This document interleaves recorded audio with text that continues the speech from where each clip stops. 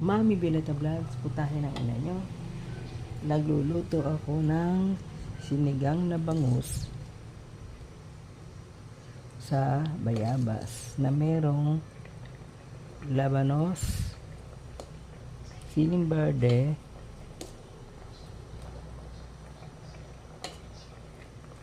at kangkong.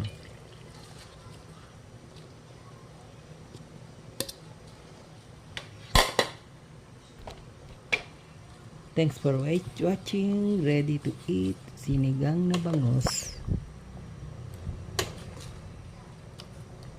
na mayroong labanos at kangkong. Tara, let's eat. Bye. Ang ginamit ko ay Mamasitas Bayabas Mix. Bye.